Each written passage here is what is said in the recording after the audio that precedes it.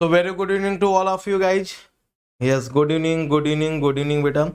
चलो जस्ट एक बार सभी को शेयर कर दो, है ना, सारे ग्रुप में। मैंने जैसे बोला था कि आप लोग जैसे ही ज्वाइन करते हो किसी भी ग्रुप में आप प्रेजेंट होना, एटलीस्ट वहां पर एक बार लिंक को शेयर कर दिया करो।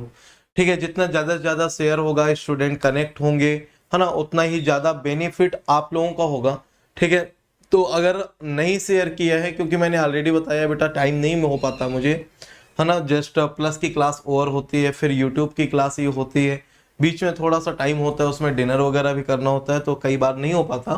तो आप लोग शेयर कर दिया करो, है ना। तो जस्ट जल्दी से चलिए शेयर कर दो सभी को, और फिर सेशन को फाइनली कंटिन्यू करते हैं। सो जब तक आप लोग शेयर करेंगे तब तक मैं इंट्रोडक्शन वाला पार्ट कंप्लीट कर देता हूं।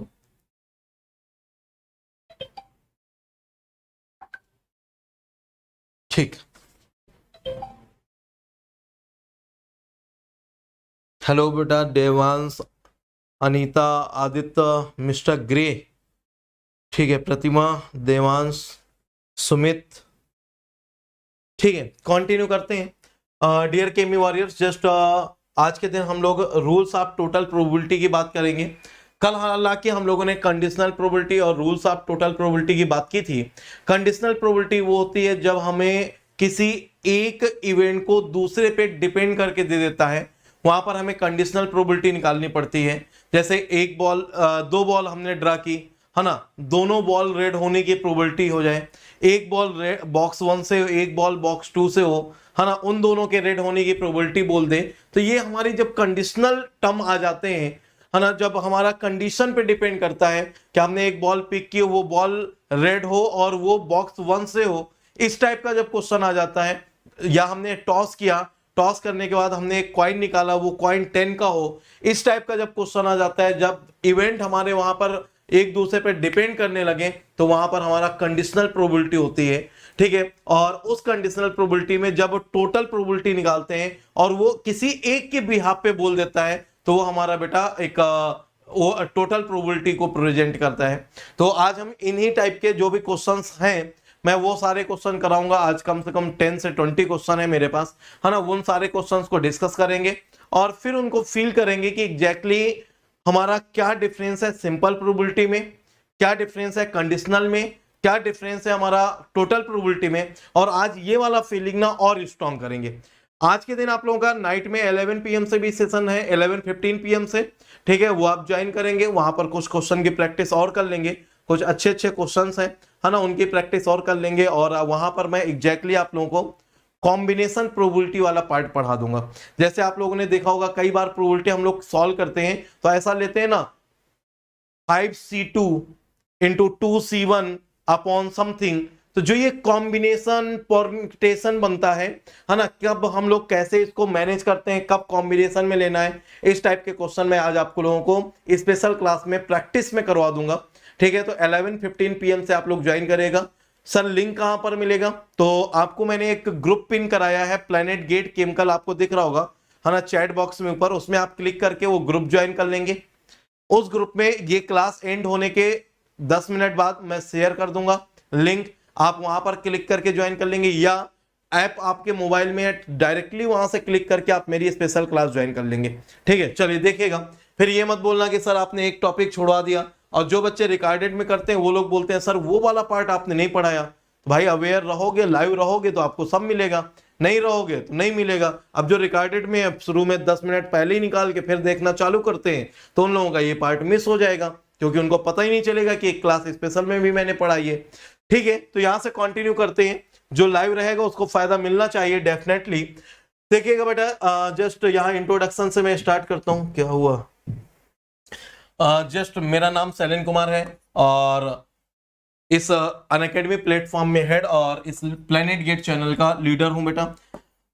नंबर ऑफ टाइम्स मेरा गेट क्वालिफाई है, एमटेक आईआईटी रुड़की से है, 15+ ईयर का टीचिंग एक्सपीरियंस है। लास्ट 8+ ईयर से गेट फील्ड के स्टूडेंट को आप लोगों को गाइड कर रहा हूं। अभी इंजीनियरिंग मैथमेटिक्स की क्लास प्लस में और सीआरई की क्लास यूट्यूब में ले रहा हूं।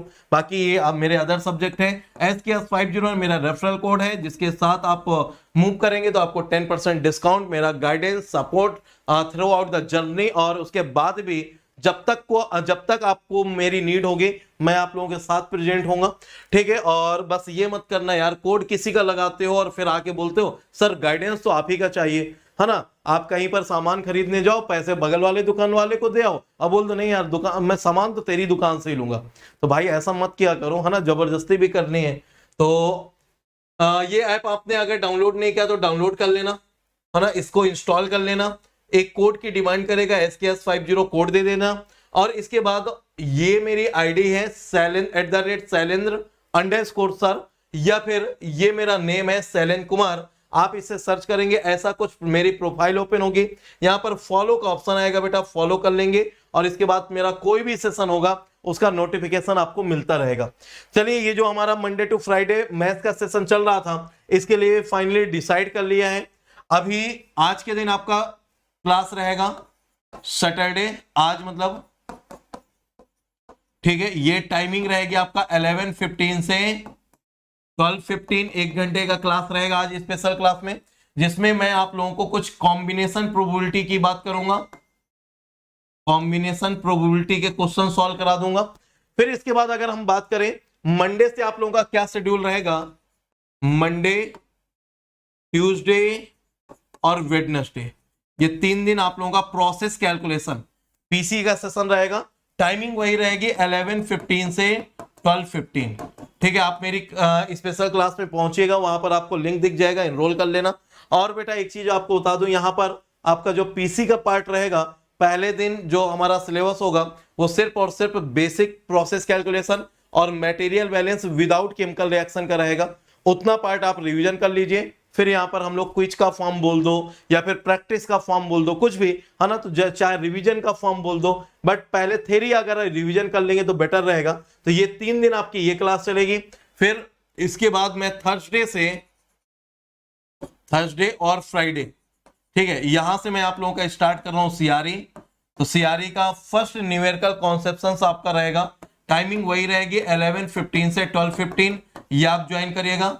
और फिर फ्राइडे तक ये हो गया। सैटरडे को फिर आपका प्रोबेबिलिटी का सेशन होगा, जिसमें आप लोगों को मैं किसके न्यूमेरिकल्स कराऊंगा, स्टैटिस्टिक्स के प्लस आपको जितने भी डिस्ट्रीब्यूशन है, probability distribution, binomial, Poisson, normal, इन तीनों के क्वेश्चन सॉल्व कराऊंगा। फिर इसके बाद 2-3 सेशन और आपको दे दूंगा, मतलब कि सैटरडे के बाद फिर मंडे, ट्यूसडे, है ना, 2 सेशन कंफर्म है। तो सैटरडे, फिर इसके बाद मंडे, फिर इसके बाद ट्यूसडे, ये 3 सेशन आपके मैथ्स के कंटिन्यू मिल जाएंगे। फिर इसके बाद फिर सीआरई कंटिन्यू कर दूंगा, इतने में आपका प्रोबेबिलिटी हो जाएगा, ठीक है। चलो आगे बात करते हैं बेटा।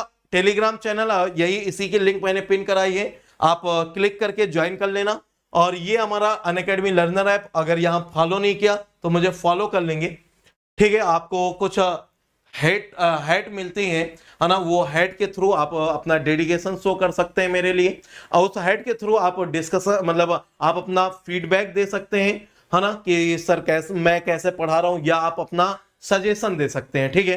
तो वो हैट के थ्रू आप डेडिकेट करके मुझे आप सजेशन या फीडबैक दे सकते हो। ये बेटा प्लस का कोर्स है, जो भी प्लस के स्टूडेंट है उनको बता दो, फिर उनको यूट्यूब से नहीं करना, प्लस से सुपर फॉर्म में कंटिन्यू करो, पूरा मैथमेटिक्स एक साथ स्टार्ट करो, और जो भी 54 लेक्चर है वो कंप्लीट करो। और ये सीआरई अभी इस समय चल रहा है सुपर फॉर्म में।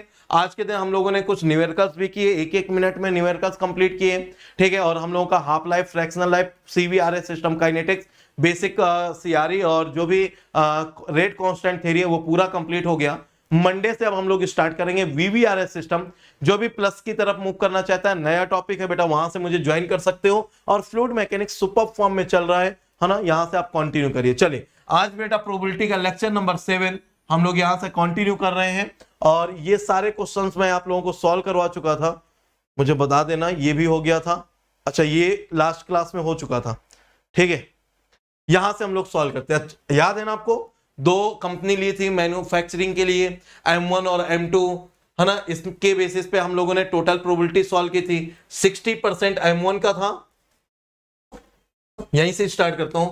60% बेटा M1 का मैन्युफैक्चरिंग थी, 40% हमारा M2 का था। जो M1 की मैन्युफैक्चरिंग है उसमें 3% हमारा डिफेक्टिव था, सॉरी 2% डिफेक्टिव था, और M2 में 3% डिफेक्टिव था। पूछ रहा है अगर हमने एक आइटम पिक किया और वो हमारा M2 से होना चाहिए, उसकी प्रोबेबिलिटी बताइए और डिफेक्टिव होना चाहिए। तो M2 से होना चाहिए और डिफेक्टिव होना चाहिए। कंडीशन बेस्ड हो गया कि वो डिफेक्टिव हो और किससे हो, M2 का मैन्युफैक्चर किया हो, तो कंडीशनल हो गई, डिपेंडेंट हो गया, है ना, डिफेक्टिव भी हो, तो हम इस तरह से समझ जाते हैं। अब प्रॉपर दो है M1 और M2, और वो M2 से होना चाहिए, मतलब टोटल प्रोबेबिलिटी का पार्ट हो गया। तो M2 से होने के चांस क्या है, 40% उसका टोटल क्या है, प्रोडक्शन है, तो 40% का मतलब 0.4 इंटू उसमें 3% डिफेक्टिव है तो 0.03, 3% का मतलब 3/100 अपॉन टोटल। तो ए का कितना है, ए का बेटा 60% है तो 0.6 इंटू 2% डिफेक्टिव है तो 0.02 प्लस M2 का सेम हो जाएगा 0.40 इंटू 0.03, और इसको सॉल्व कर लेंगे। सॉल्व करके शायद इसका आंसर 1/2 आ रहा था। यहां तक हम लोगों ने सॉल्व कर लिया था। Got it? कोई बात नहीं बेटा, अगर प्लस का सब्सक्रिप्शन नहीं है तो मैं तो यहां पर पढ़ा ही रहा हूं आप लोगों को, सुपर फॉर्म में कंटिन्यू करो, बस पेशेंस रखो और कॉन्टिन्यूसली आप स्ट्रेंथ मेंटेन करके रखो। मैं आपको फुल कोर्स पढ़ा दूंगा मैथमेटिक्स का। उतना तो नहीं पढ़ा पाऊंगा जितना प्लस वालों को पढ़ाया है, जितना प्लस वालों को क्वेश्चंस कराए, लेकिन अगर आप थोड़ा सा भी एफर्ट करोगे ना, मेरी सारी स्पेशल क्लास जो मैंने कर दी है ना प्लस वालों के लिए, वो कर लोगे, यहां से कर लोगे तो मोर देन सफिशिएंट है 13 आउट ऑफ 13 लाने के लिए। ठीक है, चलिए नेक्स्ट क्वेश्चन की तरफ मूव करते हैं। क्वेश्चन देखिएगा, ए बॉक्स है 6 red ball and 4 white ball. A ball is picked at random and replaced in the box, after which a second ball is picked. Replace किया गया, उसके बाद दूसरी बॉल पिक की गई है। The probability of both the ball being red rounded off to the 2 decimal place. चलो जल्दी से मुझे बता दो इसका आंसर क्या होगा। सॉल्व करो बेटा, सॉल्व करो, जल्दी से मुझे बता दो इसका आंसर क्या होगा। सॉल्व करिए, जल्दी से मुझे बता दीजिए कि इसका आंसर क्या होगा।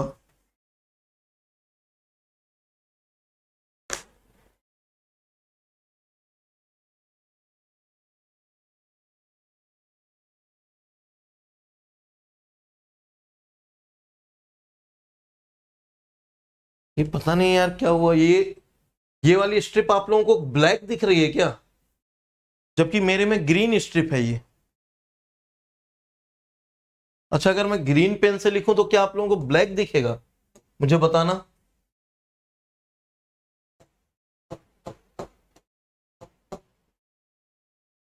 ब्लैक दिख रहा है कि ग्रीन दिख रहा है, पता नहीं क्या ऐसा कंट्रास्ट हुआ है कि मेरे में ग्रीन जो स्ट्रिप है वो मुझे इसमें ब्लैक दिख रही है, ब्लैक दिख रहा है। खैर कोई बात नहीं, चलो चलो जल्दी से इसको सॉल्व करो।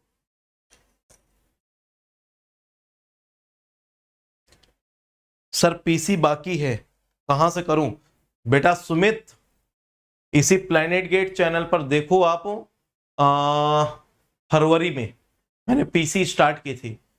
ठीक है, तो आप देखो प्लेलिस्ट में जाके, प्रोसेस कैलकुलेशन के लगभग 30 के आसपास कुछ लेक्चर पढ़े हैं, कंप्लीट कर लो वहां से। ठीक है, कंप्लीट कर लो वहां से।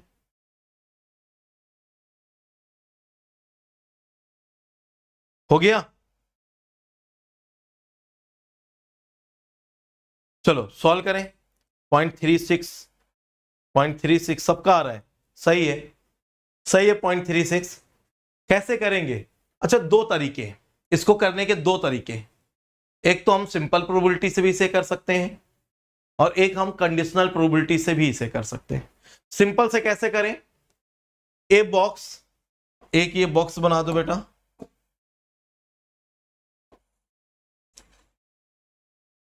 एक ये बॉक्स बना दो, 6 रेड, 1 2 3 4 5 6 एंड 4 व्हाइट बॉल है। वो 4 व्हाइट को मैं किस कलर से बना दूं? व्हाइट तो इसमें दिखेगा नहीं, तो व्हाइट मान लो, चलो ये 1 2 3 4 white. A ball is picked at random and replaced in the box. A box is picked at random, एक बॉल हमने पिक किया एंड रिप्लेस्ड, वापस से रख दिया। After which a second ball is picked, उसके बाद फिर एक बॉल निकाला। The probability of both the ball are being red, both the balls being red. अच्छा, दोनों रेड होने की प्रोबेबिलिटी पहले हमने निकाला 2 2 4 5 6 7 8 9 10, टोटल 10 और रेड कितनी है 6। तो पहली बॉल होने रेड होने की प्रोबेबिलिटी 6/10 और दूसरे बॉल के रेड होने की प्रोबेबिलिटी हमने वापस से रख दिया है ना, तो फिर 6/10। इसका आंसर कितना हो गया 36/100, आंसर हो गया 0.36। ये तो सिंपल प्रोबेबिलिटी से आ गया। अब हम अगर इसको सॉल्व करें, मतलब कहते हैं ना कि जबरदस्ती हम अपने पाथ को टफ बना देते हैं। बहुत से आसान सा पाथ है, उसको जबरदस्ती टफ बनाना है। नहीं सर, अब हम इसको तो ना सॉल्व करिए ना, आप कंडीशनल लगा के सॉल्व करिए ना। सर कैसे करेंगे, है ना? जैसे कई बच्चे लास्ट प्रीवियस क्लास में बोले थे कि सर इसको जबरदस्ती आप वैसे स्टेप बना के सॉल्व करो ना। तो चलो एक तरीका है कि हम इसको सॉल्व करते हैं कंडीशनल प्रोबेबिलिटी से। कैसे हम कंडीशन अप्लाई करें, अब सुनना, बहुत गौर से सुनना। अब हम कंडीशनल अगर प्रोबेबिलिटी की बात करें, मैंने एक बॉल निकाला बॉक्स से रैंडमली, उसके रेड होने की प्रोबेबिलिटी, अच्छा हो सकता है वो ब्लैक, हो सकता है वो व्हाइट हो। दो तरह की बॉल है ना, 4 व्हाइट बॉल है और 6 रेड बॉल है। तो बेटा ये भी तो हो सकता है ना कि वो या तो रेड हो सकती है या फिर क्या व्हाइट थी, व्हाइट हो सकती है। तो हमने क्या बोला कि हमने एक ये बॉक्स है, ठीक है, इस बॉक्स से हमने क्या किया, एक बॉल पिक किया और वो बॉल के रेड होने की प्रोबेबिलिटी या फिर वो बॉल हमारी व्हाइट होने की प्रोबेबिलिटी, ये हो सकता है। फिर इसके बाद हमने उस बॉक्स में बॉल को रख दिया, फिर से पिक किया।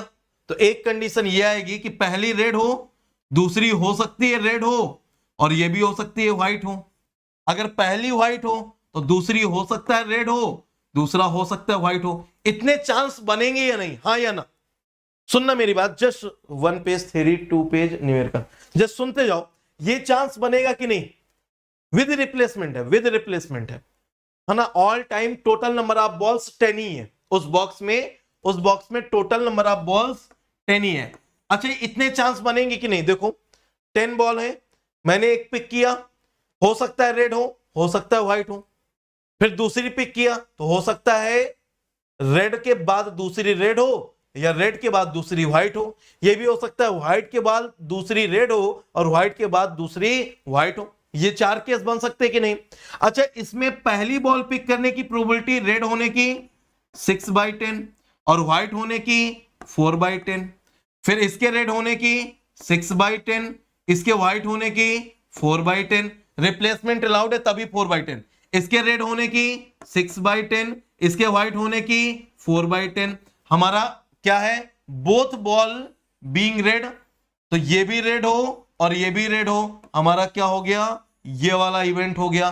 बाकी ये सारे इवेंट हमारे लिए बेकार, क्योंकि ये रेड एंड व्हाइट इवेंट को रिप्रेजेंट कर रहा है, ये व्हाइट एंड रेड इवेंट को रिप्रेजेंट कर रहा है, ये व्हाइट एंड व्हाइट, ये कंडीशनल बन गया। अब हम क्या करें, इन दोनों को सॉल्व करना है। तो कितना हो गया 6/10 इंटू 6/10, इस तरह से हमारा आंसर आ गया 0.36। ये हमने इसको कंडीशनल बनाया, ये हमने सिंपल ही कर लिया। आपकी मर्जी, आप किससे भी करना चाहो।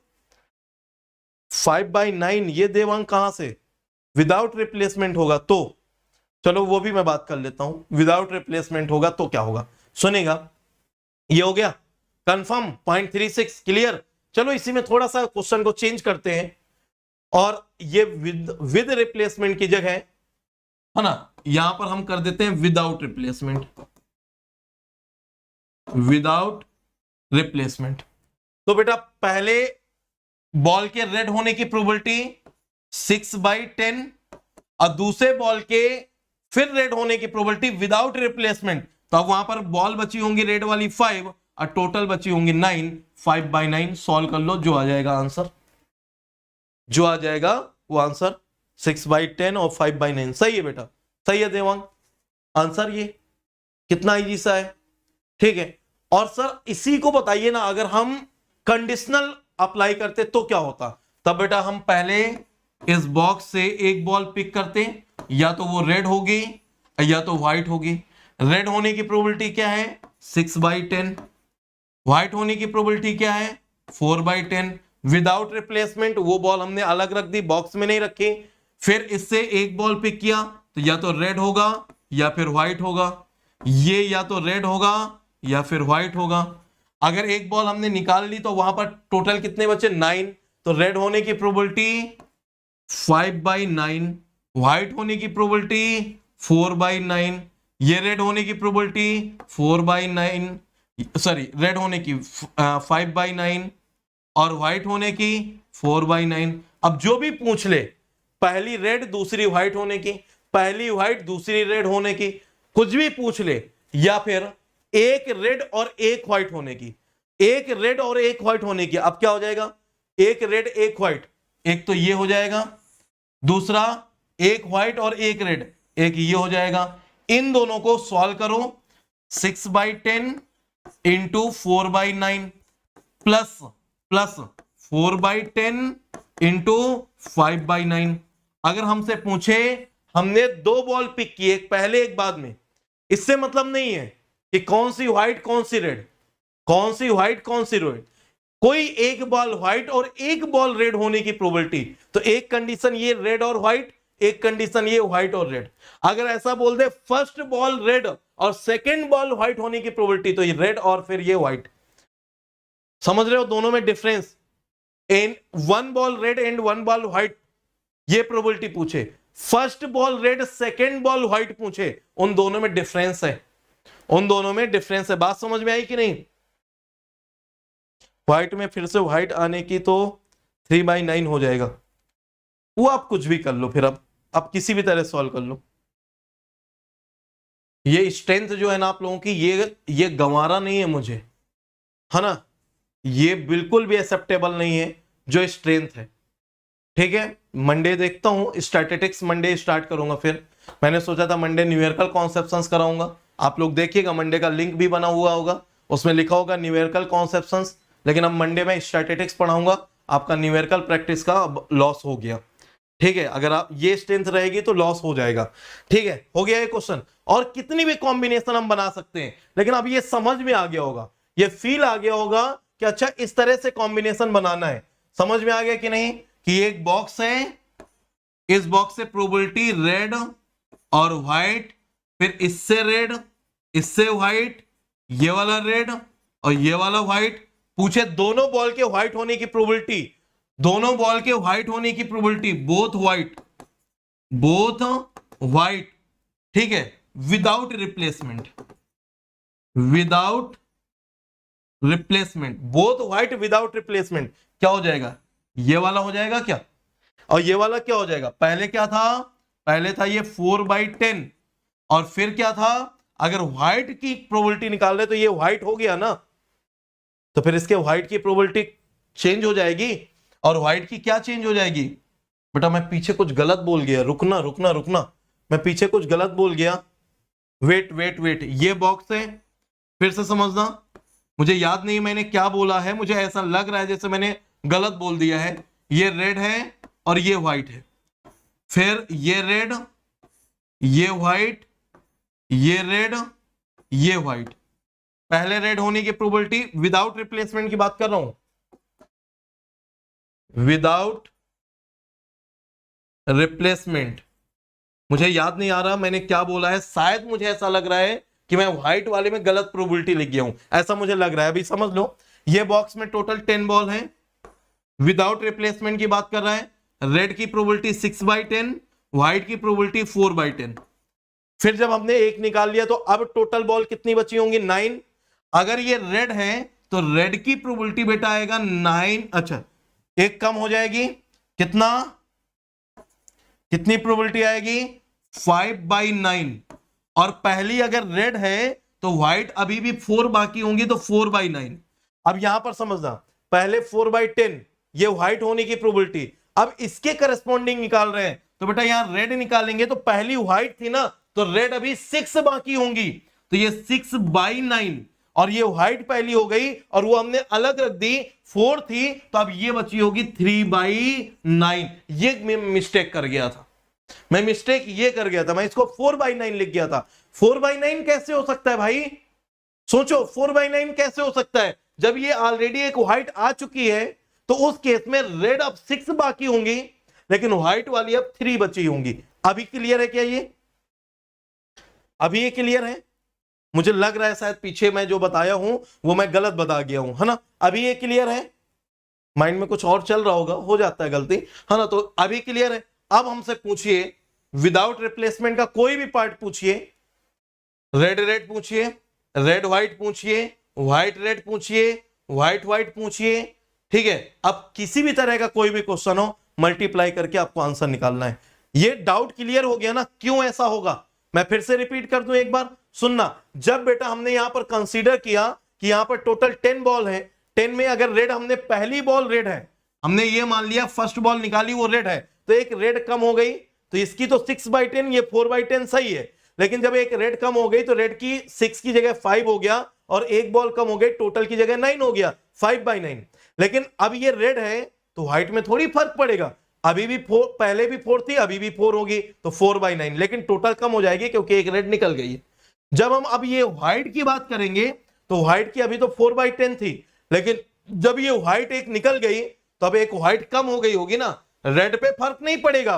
रेड 6 थी लेकिन टोटल एक कम हो गई 9, लेकिन व्हाइट एक ये वाली निकल गई ना, तो ये कितनी बची? 3/9। अब क्लियर है ना? वो पीछे मुझे याद आ गया, मैं गलत लिख गया था, ये वाला अब सही है, ये वाला सही है, ठीक है? सॉरी लास्ट टाइम के लिए, जो अभी अभी जो मैं इससे पहले बता गया, दिमाग में कुछ और चल रहा था, उसकी वजह से गलत हो गया था, ठीक है? अभी क्लियर है? ये एकदम क्लियर की नहीं? क्लियर है। अब पूछो किसकी प्रोबेबिलिटी? सर रेड रेड की प्रोबेबिलिटी, रेड रेड की प्रोबेबिलिटी, बोथ रेड, इसको क्या बोलते हैं? बोथ रेड, इसकी प्रोबेबिलिटी क्या हो जाएगा? और ये विदाउट रिप्लेसमेंट की बात कर रहा हूं, विदाउट रिप्लेसमेंट की बात कर रहा हूं, ये मत सोचना क्वेश्चन कुछ और है, सर कुछ और बता रहे हैं, ठीक है? विदाउट रिप्लेसमेंट तो पहले क्या हो जाएगा? 6/10 इंटू 5/9। क्लियर? अच्छा, मैं व्हाइट व्हाइट की बात कर रहा हूं, बोथ व्हाइट, बोथ व्हाइट, पहले 4/10 और फिर बेटा 3/9। क्लियर? राजपूत, आपने बोला, मैंने कर दिया, फीलिंग इंपॉर्टेंट है ना? आपने बोला sir both white without replacement, तो ये विदाउट रिप्लेसमेंट है, बोथ व्हाइट है, क्या? ये वाला पिक कर लो, 4/10 3/9, ठीक है? First ball red, second ball white होने की probability, first red second white, 6/10 into 4/9, 6/10 into 4/9, first white second red होने की probability, first white second red, तो फर्स्ट व्हाइट सेकेंड रेड क्या हो जाएगा? ये 4/10 इंटू 6/9, 4/10 इंटू 6/9। अच्छा, एक बॉल पिक की, दूसरी बॉल पिक की, कोई भी एक बॉल रेड और एक बॉल व्हाइट, कोई भी एक बॉल रेड एक बॉल, ये नहीं बोला पहली बॉल रेड, ये बोला any one of the red and other is white, कोई भी एक रेड है दूसरी व्हाइट है, तो देखो ये रेड ये व्हाइट, तो प्रोबेबिलिटी क्या हो गई? 6/10 इंटू 4/9। अच्छा, यहां पर पहले ये व्हाइट फिर रेड, तो प्लस आइदर और हो गया ना, आइदर और, ठीक है? या तो पहले रेड फिर व्हाइट हो, या पहले व्हाइट और बीच में आ गया, या तो पहले व्हाइट फिर रेड हो, तो क्या पहले व्हाइट 4/10 इंटू 6/9। ये बात समझ में आई कि नहीं? इसमें क्या है? 1 व्हाइट 1 रेड, सभी के बीच में डिफरेंस समझ में आ गया? Both red both white, red white white red, either 1 white और 1 रेड, आइदर 1 व्हाइट और 1 रेड, या आइदर 1 रेड और 1 व्हाइट, सबके बीच में डिफरेंस समझ में आ गया? विदाउट और विद रिप्लेसमेंट, चलो विद रिप्लेसमेंट के लिए भी ये सारी कंडीशन कर लेते हैं, ठीक है? अभी बताओ समझ आया? सर इजी कौन सा रहेगा? जो बेटा आपको समझ में आ जाए वो इजी है। सिंपल प्रोबेबिलिटी ज्यादा इजी होगी as compare to conditional probability. लेकिन कंडीशनल टफ है क्या, मुझे बताओ ना। कैसे ब्रांच बना के पूरा निकाल दिया हमने बेटा, कैसे ब्रांच बना के पूरा निकाल दिया, बताओ ना। ठीक है, अब कर लोगे? कोई भी पार्ट ऐसा है? अच्छा, विद रिप्लेसमेंट के सारे केस डिस्कस करें क्या? बोलो करने, बोलो करने हैं? विद रिप्लेसमेंट के सारे केस डिस्कस करने हैं? चलो कर लेते हैं विद रिप्लेसमेंट। सुनना बेटा, विद रिप्लेसमेंट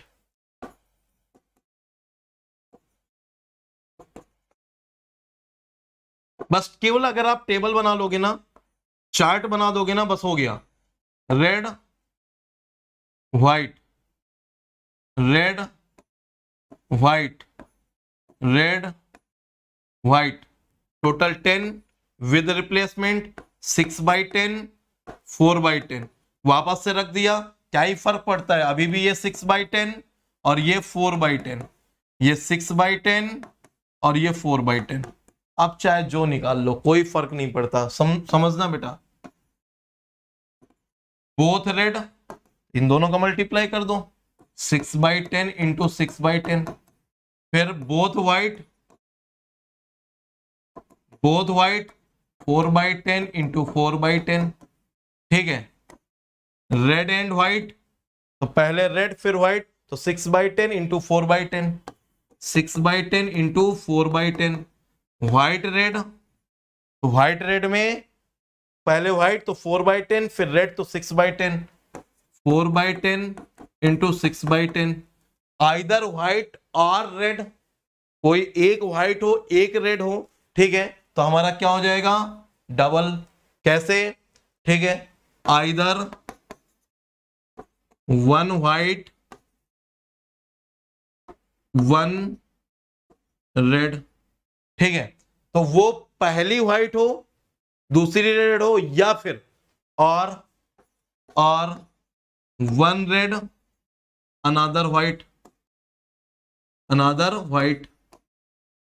तो ये बीच में और आ गया ना, आइदर और, तो ये बीच में और आ गया, तो पहले व्हाइट और रेड, तो पहले व्हाइट और रेड 4/10 6/10, 4/10 इंटू 6/10। और है तो बीच में प्लस, रेड एंड व्हाइट, तो पहले रेड 6/10 और व्हाइट 4/10, तो 6/10 इंटू 4/10 आंसर। सारे केस डिस्कस कर लिए। अब बताओ टफ लग रहा है? अब कहीं से, अब बताओ कहीं से टफ लग रहा है?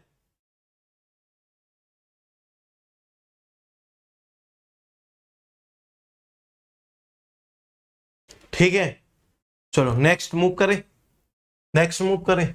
ये देखो नेक्स्ट क्वेश्चन, कहीं से भी बेटा कुछ भी टफ नहीं है प्रोबेबिलिटी में। बस फर्स्ट टाइम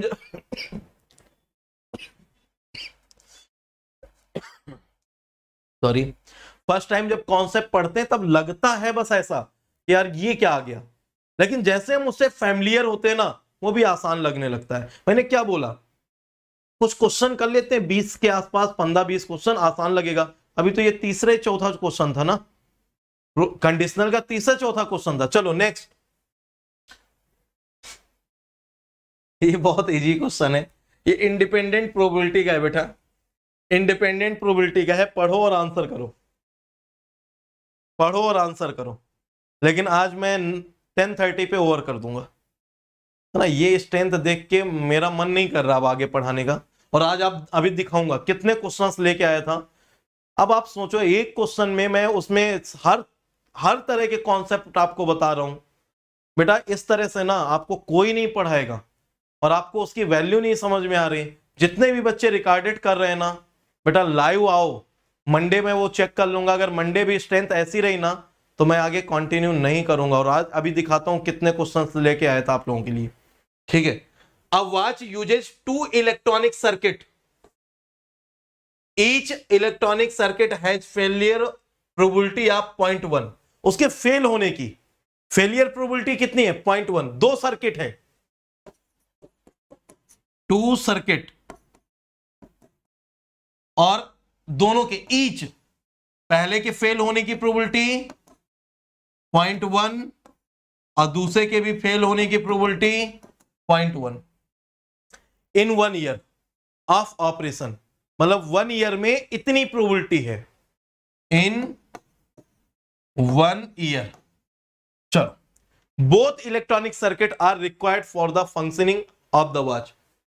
अब सोचो क्या क्या बोल रहा है, कह रहा है दोनों फंक्शन करने चाहिए, दोनों प्रॉपरली वर्क करना चाहिए। एक भी सर्किट खराब हो गया तो वॉच टाइम देना बंद कर देगी, मतलब कि खराब हो जाएगी। क्या बोल रहा है, both electronic circuits are required for functioning the watch, the probability of the watch functioning for 1 year without failure. 1 साल तक वो घड़ी काम करती रहे, टाइम देती रहे बिना किसी फेल हुए, उसकी प्रोबेबिलिटी निकालना है। एक इलेक्ट्रॉनिक सर्किट 1 है तो इवेंट 1 मान लो, एक 2 है तो इवेंट 2 मान लो, दोनों में कोई नहीं खराब होना चाहिए, उनका इंटरसेक्शन मान लो, दोनों इंडिपेंडेंट है, तो ये क्या हो जाएगा, P E1 into P E2। क्योंकि भाई पहला अगर खराब हो रहा है तो क्या फर्क पड़ता है, वो अपना इंडिपेंडेंट है, दूसरा अपना इंडिपेंडेंट है। ठीक है, अब बताओ मुझे, लेकिन ये E1 E2 खराब होने की प्रोबेबिलिटी है। चलो बताओ जल्दी से सॉल्व करके, सॉल्व करिए और बताइए। बहुत प्यारा बच्चा, बहुत अच्छा, अयान दास सुपर, प्रतीक पवार बहुत अच्छे, प्रतीक पवार आप प्लस के बच्चे तो नहीं हो?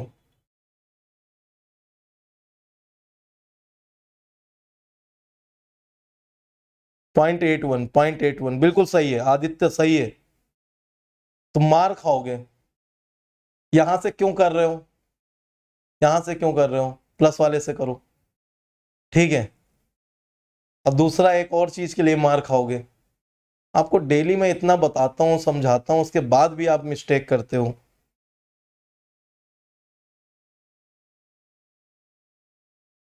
नहीं सर जी मतलब, हाँ सर जी, नहीं सर जी मैं मतलब नहीं समझा। चलो अगर आप YouTube के हो तो यहीं से करो, प्लस के हो तो प्लस वाले से करो। ठीक है, अब देखो बेटा ये क्या है, फेल होने की प्रोबेबिलिटी है ना 0.1, और क्या कह रहा है, घड़ी 1 साल तक सही टाइम देती रहे, तो हमें ना फेल होने की प्रोबेबिलिटी निकालनी है। तो अगर फेल होने की 0.1 है तो विदाउट फेलियर वर्क करने की प्रोबेबिलिटी क्या हो जाएगी, 1 माइनस 0.1 तो 0.9। इसी तरह सेकंड वाले की भी कितनी हो जाएगी, 1 माइनस 0.1 तो 0.9। और ये दोनों function electronic circuit 1 electronic circuit 2 दोनों वर्क करें, मतलब दोनों फेल ना हो और 1 ईयर तक दोनों फेल ना हो, तो दोनों का इंटरसेक्शन, तो ये E1 जो है ना फेल होने की प्रोबेबिलिटी है 0.9 इंटू E2 है 0.9, कितना हो गया 0.81, ये था। ठीक है, सी ऑप्शन, बहुत प्यारा। और आपको पता है ये केमिकल इंजीनियरिंग का एक क्वेश्चन है। अभी तक मैंने जितने क्वेश्चन आपको सॉल्व करवाए हैं यहां पर यूट्यूब में, सारे के सारे केमिकल इंजीनियरिंग के ही PYQ हैं।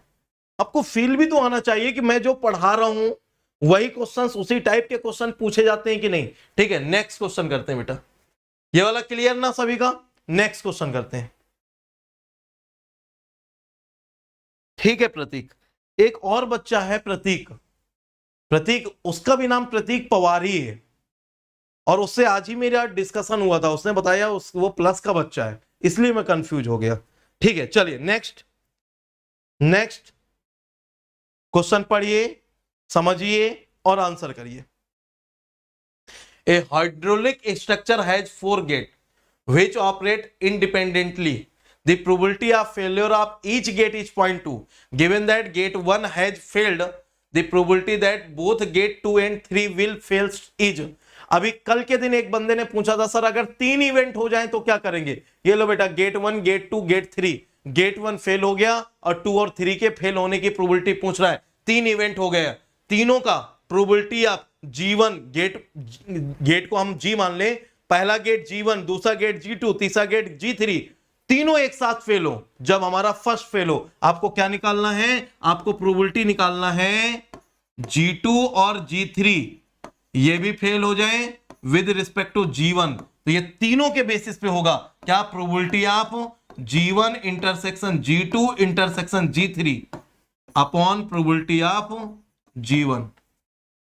कर लो बेटा, क्या एक क्वेश्चन है, सुपर। बी पार्ट, अब ये सॉल्व कर लो, सॉल्व करके बता दो क्या होगा, सॉल्व कर लो। अब कोई भी गेट है, फेल होने की प्रोबेबिलिटी, गेट के पास मेमोरी होती है क्या? मैंने आपको एक एग्जांपल दिया था, कौन सा, स्पेशल की क्लास में आप ही लोगों को दिया था ना शायद, है ना, कि कब मेमोरी होती है कब मेमोरी नहीं होती, है ना। तो गेट के पास मेमोरी होती है क्या? पहला गेट फेल हो गया, चलो मैं भी हो जाता हूं फेल, है ना, या मैं नहीं होऊंगा फेल, कोई मेमोरी नहीं होती ना, तो इंडिपेंडेंट है। तो P G1 intersection G2 intersection G3, तो इसका मतलब हो गया P G1 into P G2 into P G3 upon P G1, इससे ये कैंसिल हो गया, ये आ गया 0.2 इंटू 0.2, क्योंकि सभी की प्रोबेबिलिटी कितनी है, ईच गेट की फेल होने की प्रोबेबिलिटी 0.2, तो ये कितना हो गया बेटा 0.04। सी पार्ट ये पूछा गया है बेटा सिविल इंजीनियरिंग में, सिविल इंजीनियरिंग का क्वेश्चन है 0.0। बी कहां से आ गया, बी कहां से आ गया, ये 3 का इंटरसेक्शन है ना, तीनों का मल्टीप्लाई नहीं करोगे बच्चा, तीनों का मल्टीप्लाई नहीं करोगे, ठीक है, ठीक है। ये सिविल इंजीनियरिंग का क्वेश्चन है, सिविल इंजीनियरिंग का, और ये पूछा गया था आईआईटी दिल्ली ने पूछा था, दिल्ली ने पेपर बनाया था 2004 में, 2004 आईआईटी दिल्ली। देखो बेटा एक्स्ट्रा क्वेश्चन कराने की नीड ही नहीं है, हम सारे ब्रांच के पीवाईक्यू कर लें उतना सफिशिएंट है ना, मैं अलग क्वेश्चन कराऊं, कोई और बुक फॉलो करूं, इससे अच्छा क्या है, सारी ब्रांच के पीवाईक्यू कर लो, पूरा प्रैक्टिस बेस्ड वे में हो जाएगा। इसी तरह एप्टीट्यूड का भी, आपको ये नहीं एसएससी बैंकिंग वाले एप्टीट्यूड के क्वेश्चन कर रहे हो, सारे ब्रांच का पीवाईक्यू 2010 से 2022 का कर लो, इतना सफिशिएंट है। चलो नेक्स्ट, नेक्स्ट बात करते हैं बेटा, 2 कॉइंस इजी है, ये सिंपल प्रोबेबिलिटी से भी हो जाएगा। अब आ गया, नहीं आया भावना, नहीं आया, चलो देखो, अरे तो बोला तो करो भाई, देखो नहीं आया। A hydraulic structure has 4 gate which operate, बेटा ये 4 गलत लिखा है, 3 गेट है, 3 गेट विच ऑपरेट इंडिपेंडेंटली। लो ये मेंशन भी कर दिया है, मैंने तो देखा ही नहीं था, ये मेंशन भी कर दिया है independently. The probability of failure of each gate is 0.2, हर गेट के फेल होने की प्रोबेबिलिटी 0.2 है। Given that gate 1 has failed, पहला गेट फेल हो गया, the probability that both gate 2 and 3 will fails, दूसरा और तीसरा भी फेल हो जाए, इसकी प्रोबेबिलिटी निकालनी है। पहला तो फेल हो गया, दूसरा और तीसरा भी फेल हो जाए, तो मतलब हमें निकालना है probability of failure of gate 2 and 3 मतलब G3, और ये तीनों फेल हो जाएगा तो ओवरऑल वो स्ट्रक्चर ही खराब हो जाएगा। पहला फेल हो चुका है तो with respect to G1, G2 और G3 फेल हो जाए विद रिस्पेक्ट टू G1। अच्छा आपको याद है जब हम probability of B by A की बात करते थे तो हमारा ये क्या होता था, probability of A intersection B upon probability of B ना बेटा। तो अब इसी तरह यहां पर भी प्रोबेबिलिटी ऑफ जो ये है ऊपर, तो ये B हो गया, नीचे वाला A हो गया, तो इनका A तो G1 इंटरसेक्शन B क्या है, ये पूरा क्या G2 इंटरसेक्शन G3। अभी समझ में आ गया ये इस फार्मूले से, ये B हो गया, ये A हो गया ये, और B ये क्यों हो गया, क्योंकि हम क्या बोलते हैं, both gate 2 and 3 are failure, हमारे दोनों गेट फेल हो जाए तो G2 भी दोनों मतलब एंड G3 भी, तो G2 एंड G3 ये इवेंट हो गया B और ये इवेंट हो गया A, और ये ऑलरेडी फेलियर है, ठीक है। तो जब P B बाई A लिखते थे तो P A intersection B upon P B लिखते थे, सॉरी अपॉन P जो नीचे वाला होता है। तो इसी तरह यहां पर A इंटरसेक्शन B, तो A क्या है G1 और B क्या है G2 एंड G3, ये हो गया, अपॉन नीचे क्या है G1, तो प्रोबेबिलिटी ऑफ G1 ये हो गया। अब ये तीनों इंडिपेंडेंट है तो ये इनको क्या कर देंगे, probability of G1 into probability of G2 into probability of G3। Upon probability of, ये क्या था G1, ये जो भी वैल्यू होगी न्यूमेरिक वैल्यू वो कैंसिल हो जाएगी। इसकी क्या थी 0.2 और इसकी क्या थी 0.2, सॉल्व कर लिया, कितना आ गया 0.04। अभी बताओ बेटा भावना, अभी बताओ सही है क्या, अभी क्लियर हुआ क्या? कुछ अलग थोड़ी किया अपन ने। फर्स्ट गेट का फेलियर डिपेंड नहीं करता, if all get fail simultaneously, फिर सही कह रहे हो, विदाउट फेल का पूछे तो सर, विदाउट फेल का पूछे तो बेटा ये 0.2 को 1 में माइनस करना पड़ेगा तो 0.8 आएगा, और हर गेट के फेल ना होने की प्रोबेबिलिटी, विदाउट फेलियर मतलब सक्सेसफुली वर्क करने की प्रोबेबिलिटी क्या होगा 0.8, फिर उसके बेसिस पे कर लेंगे, क्या ही प्रॉब्लम है। ठीक है, नेक्स्ट, यस नेक्स्ट, बस यार टाइम हो गया क्या 28। चलो देखो, 2 coins are simultaneously tossed, 2 coins, अरे सर कॉइन वाली की बात मत करो, इसमें तो हम लोग एक्सपर्ट हैं। क्या कहते हो बच्चा, आंसर करो इसका, इसका आंसर करो, इसका आंसर करो भाई। कल तक तो डेली लाइव मतलब 35 से 40 के बीच होते थे, और आज का जो लाइव का सीन है ना, ये बड़ा ही गंदा है, बहुत ही गंदा। इसलिए आज मैं 11 तक नहीं 10:30 ही फिनिश कर दूंगा। चलो ये लास्ट क्वेश्चन है अब। 2 coins are simultaneously tossed, the probability of 2 heads simultaneously appearing is, अरे बता दो आंसर बच्चों, आंसर बता दो, क्या हो जाएगा सी। तो फिर किसी ने आंसर कुछ ए भी किया है, याग्निक, आपको ऐसा क्यों लगा कि इसका आंसर ए हो सकता है, आपको ऐसा क्यों लगा? 2 coins are simultaneously क्या हो जाएगा बेटा, टॉस हेड, समझना, head head, head tail, tail head, tail tail, ये हो गया। The probability of 2 heads simultaneously appearing is 1/4, 1/4 answer. Sir दूसरे तरीके से करके बताओ ना बेटा, पहला हेड आने की प्रोबेबिलिटी 1/2, दूसरे बार हेड आने की प्रोबेबिलिटी 1/2, टॉस इंडिपेंडेंट इवेंट होता है, टोटल प्रोबेबिलिटी 1/4, ये लो। और कैसे करोगे? अच्छा एक और कर लेते हैं, एक और कर लेते हैं, ये क्लियर होगा ना, ये क्लियर होगा, एक और कर लेते हैं। ये वाला क्वेश्चन पढ़ो, देखो और आंसर करो। There are 2 containers with 1 containing 4 red and 3 green, and the other containing 3 blue and 4 green। ठीक है, यहां पर रेड और ग्रीन है, वहां ब्लू और ग्रीन है। 1 ball is drawn at random from each container, एक से एक निकाली गई, दूसरे कंटेनर से एक निकाली गई। The probability that one of the ball is red and other is blue, one is the ball is red and other is blue। चलो बताओ, बताओ बच्चों, सॉल्व करो और आंसर करो।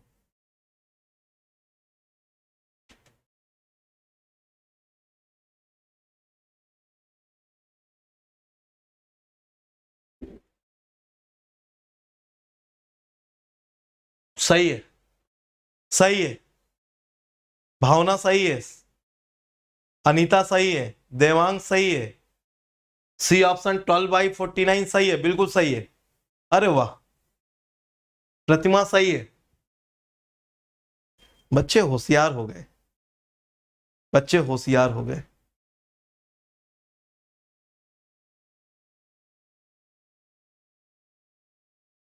बच्चे होशियार है ना।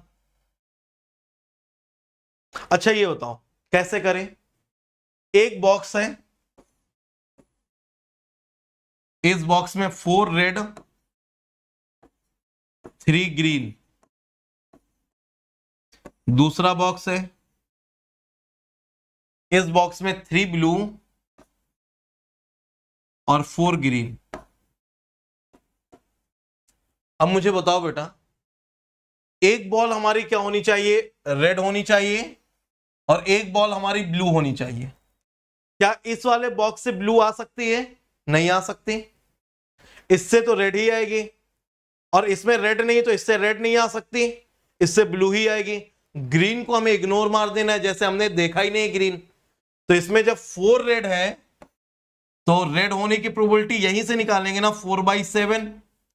और इसमें जब 3 ब्लू है तो ब्लू होने की प्रोबेबिलिटी यहीं से निकालेंगे, 3/7। तो दोनों की मिक्स प्रोबेबिलिटी 4/7 इंटू 3/7 क्या हो गया, 12/49। अच्छे होशियार हो गए अब। अच्छा, कोई और तरीका है क्या इसे सॉल्व करने का? कोई और तरीका है सॉल्व करने का? बेटा मेहनत मेरी नहीं है, सब आप ही लोगों की है। आप नहीं समझोगे मैं कैसे समझा दूंगा? ठीक है, आप समझोगे तभी मैं समझा पाऊंगा ना। चलिए, ये तो आसान था, ये बहुत आसान था। अच्छा, कोई और तरीका है इसको सॉल्व करने का? बोलो, कोई और तरीका है इसको सॉल्व करने का?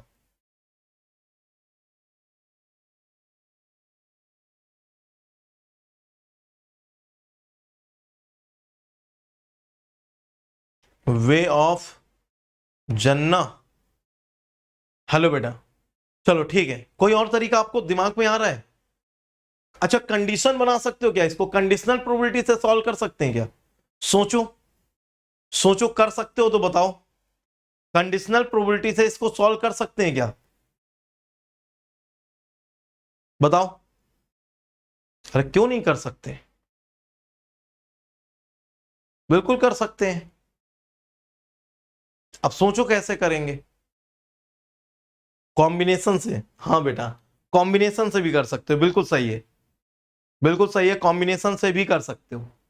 कैसे, मैं वो भी बता देता हूं।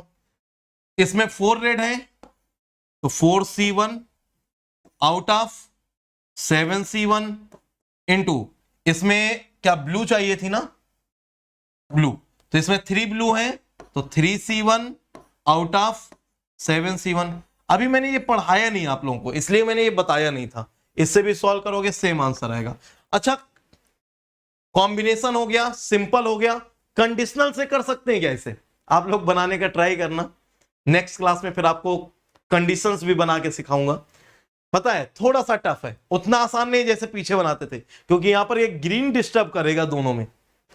बाकी टफ कुछ भी नहीं है, आप ट्राई करना कॉम्बिनेशन बनाना, वैसे ही एक बॉक्स बना के ग्रीन रेड ब्लू ऐसे करके बनाना ट्राई करना, फिर नेक्स्ट क्लास में बताता हूं। टाइम अब हो गया है और इससे ज्यादा आज कंटिन्यू नहीं करूंगा। जो आप लोगों का स्ट्रेंथ है, मैंने आप लोगों को स्टार्टिंग में बोला था, आप लोगों का प्रेजेंस रहेगा, आप लोगों का सपोर्ट रहेगा।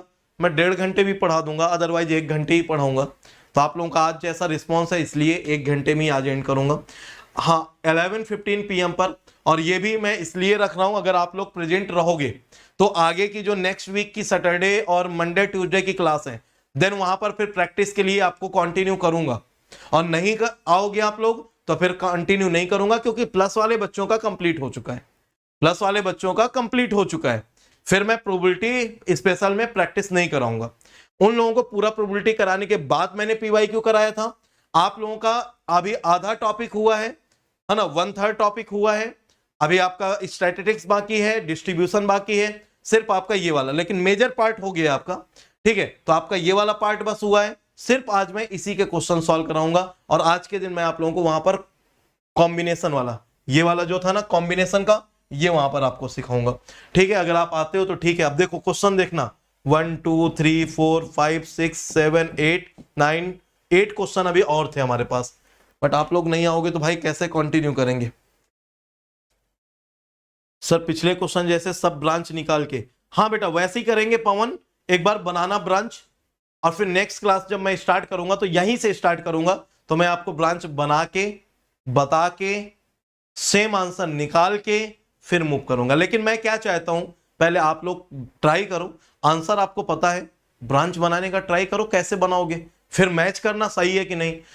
हर तरीका आपको पता हो, आपको आना चाहिए। लेकिन आप पहली क्लास में बोलते कि सर ब्रांच बनाना बताओ, तो मैं नहीं बता सकता था ना, और मैं बता भी देता, चलो आपको नहीं समझ में आता। स्टेप बाय स्टेप बढ़ेंगे, सब चीज समझेंगे। चलो, ये बेटा सीआरई का अगर कोर्स अभी स्टार्ट नहीं किया तो आप लोग लेट कर रहे हो। सीआरई जितना लेट कर दोगे ना, उतना आप लोगों को ज्यादा दर्द देगी, ज्यादा प्रॉब्लम होगा, इसलिए अभी स्टार्ट कर दो। फुल कोर्स आपका अवेलेबल है, और 21 से सीआरई का प्रैक्टिस सेशन भी स्पेशल क्लास में मैं स्टार्ट कर रहा हूं। ऑलरेडी बहुत पहले अनाउंस कर चुका था, पहले से फिक्स है, कम से कम 1 वीक पहले अनाउंस कर चुका था, तब बोला था स्टार्ट कर दो, अभी भी नहीं किया तो अभी कर दो। सीबीआरएस तक की काइनेटिक्स कंप्लीट कर लो, यहां तक के क्वेश्चंस मैं स्टार्ट करूंगा 1 बाय 1 करके, ठीक है। और ये बेटा आपके 3 तरह के लेक्चर हैं, रिकॉर्डेड, यूट्यूब प्लस के फीचर्स बहुत ज्यादा हैं और आइकॉनिक केस से भी ज्यादा है, आप जिसके साथ भी मूव करना चाहो, ठीक है, आपकी मर्जी है। प्लस और आइकॉनिक 2 तरह के कोर्सेज हैं, है ना, आप किसी के भी साथ कंटिन्यू कर सकते हो, जहां पर आपको कोड यूज करना होगा SKS 50, ठीक है। और इस कोड के साथ आप प्लस का कोर्स लें या आइकॉनिक का, जब भी कोर्स लें बेटा कोड याद रखना SKS 50।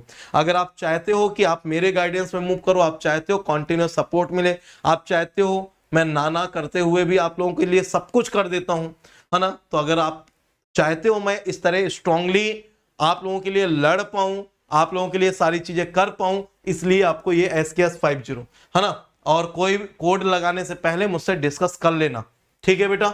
चलो, और ये आपका अच्छा ऑफर बेटा कल तक का था, 15 तक का, है ना, ये एंड हो गया है ना, अब ये ऑफर एंड हो चुका है, बाई मिस्टेक स्लाइड नहीं हटाया मैंने। और ये 0% EMI के बेसिस पे भी आप मूव कर सकते हो, है ना, वहां से आपको 2 आवर में अप्रूवल मिल जाएगा। और ये भी जब करना तो पहले मुझसे डिस्कस कर लेना, किसको OTP शेयर करना है, किससे डिस्कस करना है, कहां से कंटिन्यू करना है। और जब भी बोलना तो उनको बोल देना कि कोड अगर SKS 50 नहीं लगाया तो मैं अगले महीने का पेमेंट नहीं करूंगा, साफ बोल देना, वो यही कोड लगा के ही आपको आगे कंटिन्यू कराएंगे। और ये 1307 पर मंथ के बेसिस पे, है ना, आप आइकॉनिक सब्सक्रिप्शन के साथ कंटिन्यू कर सकते हैं, कोड SKS 50। और ये लक्ष्य बैच हो या फिर प्रगति बैच हो, इन दोनों बैच में आप सुपर फॉर्म में जर्नी कंटिन्यू करिए, ठीक है, और एकदम सीआरई को फील करिए। और इंटरनली फीलिंग बहुत इंपॉर्टेंट है हमारे केमिकल इंजीनियरिंग में। ये बेटा हमारे नंबर ऑफ सेशंस है गाइडेंस के लिए, अगर आप आइकॉनिक के साथ मूव करते हो, है ना, तो आप अपना प्रॉपर गाइडेंस ले सकते हो। और आज का डाउट फीचर में अप टू 3 डाउट आप कोई भी अपने डाउट क्लियर कर सकते हैं।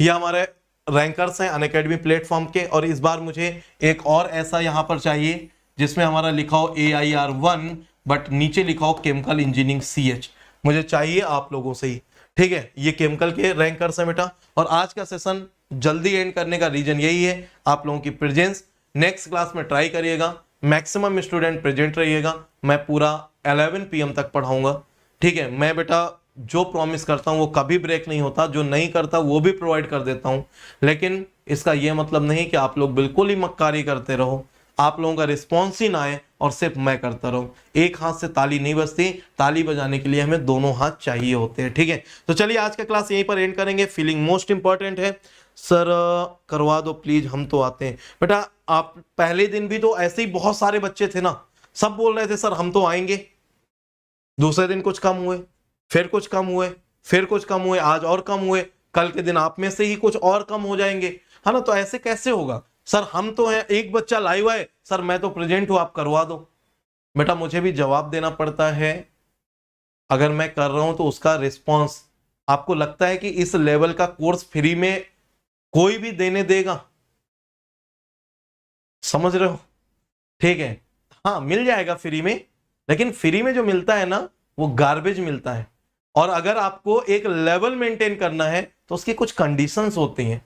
ऐसा नहीं होता ना कि सर हम अकेले, मैं प्रेजेंट हूं, आप एक बच्चा डेली लाइव आए सर करा दो, तो ये पॉसिबल नहीं है बेटा, है ना। आप सोचो ना मैं आप लोगों के लिए कितना करता हूं। अभी आप लोगों का प्लस का क्लास एंड हुआ, देखो अगर HPCL का बैच होता है 5 से 6 वो, फिर 6:15 से लेके 8:30 मेरा प्लस का, फिर 9:30 से 11 मेरा आपका यूट्यूब का, फिर 11:15 से 12:15 मेरा बेटा स्पेशल का। मैं करता हूं ना आप लोगों के लिए, लेकिन अगर आप लोग ही नहीं रिस्पॉन्स दोगे तो कैसे करूंगा। तो आप लोगों का रिस्पॉन्स इंपॉर्टेंट है। चलिए आज की क्लास एंड करते हैं, सब जगह शेयर कर दिया करो, है ना। Thank you, love you all, take care and जय हिंद। मिलते हैं अभी 11:15 पर स्पेशल क्लास में।